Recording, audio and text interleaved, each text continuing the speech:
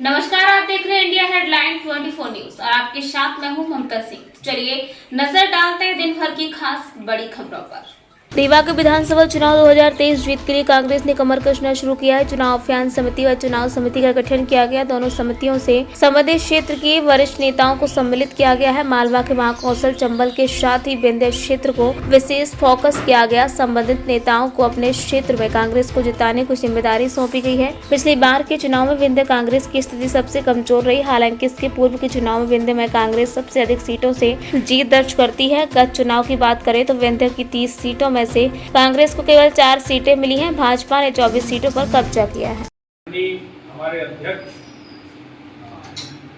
Engineer Rajesh Sharma ji ने बताया कि मध्य प्रदेश में पिछले 18 वर्षों से भारतीय जनता पार्टी की सरकार ने जिस तरह से महंगाई, बेरोजगारी, स्थानीय मुद्दों को लेकर घोषित बिजली कटौती और सारे मुद्दों पर जिस तरह से अव्यवस्था मची हुई और जिस तरह से भारतीय जनता पार्टी ने आम जनमानस का चीरहरण किया है, उन सब बातों को लेकर हम लोग पूरे रीवा जिले में यात्रा शुरू कर रहे हैं। 4 तारीख से पूर्व विधानसभा में यात्रा शुरू होगी। रघुनाथपुर से हम लोग 10 बजे निकलेंगे।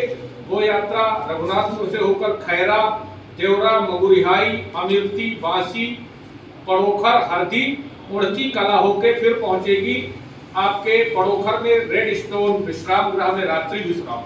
मैं आप सबसे ये भी निवेदन करना चाहता हूँ कि यात्रा के साथ हमारे पार्टी के संगठन के सारे लोग, पार्टी के वरिष्ठ लोग, जो मध्य प्रदेश कांग्रेस कमेटी के पदाधिकारी हैं, जिला कांग्रेस कमेटी के पदाधिकारी हैं, सबको हमने आमंत्रित किया कि आप आइए और भारतीय जनता पार्टी की सरकार का पर्दाफाश करें। रात को जो रात्रि विश्राम होगा वहां हम लोगों ने एक चौपाल का भी कार्यक्रम रखा। हर रात जिस दिन रात्रि विश्राम है वहां चौपाल होगी और चौपाल में भी हम लोग भारतीय जनता पार्टी की कुशासन की बात करेंगे। अगले दिन 5 तारीख को उड़की से यात्रा प्रारंभ होगी।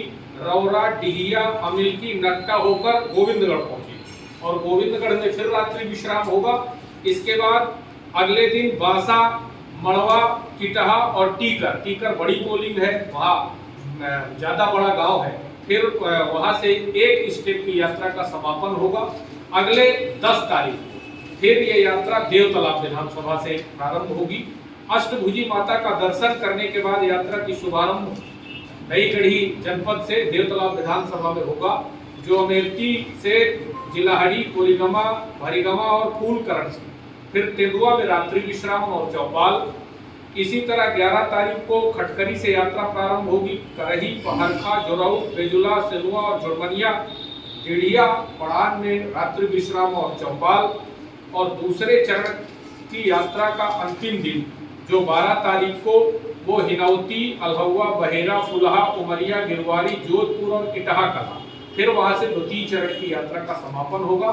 अगले स्टेप में मनगामा और सिरमौर की घोषणा पृथक रूप से आप सबके सामने की जाएगी और इस यात्रा का केवल एक ही उद्देश्य है, हमने जो नाम दिया है कि रीवा बचाओ, कांग्रेस लाओ।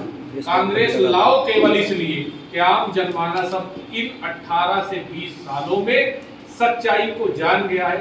उसी सच्चाई को हम आम जनमानस के सामने लेकर आए। वक्त हो गया एक छोटे से ब्रेक का। ब्रेक के बाद फिर से हाजिर होंगे ऐसी कुछ खास बड़ी खबरों के साथ। तब तक के लिए नमस्कार। हर खबर की अपडेट पाने के लिए आप हमारे चैनल को सब्सक्राइब करें।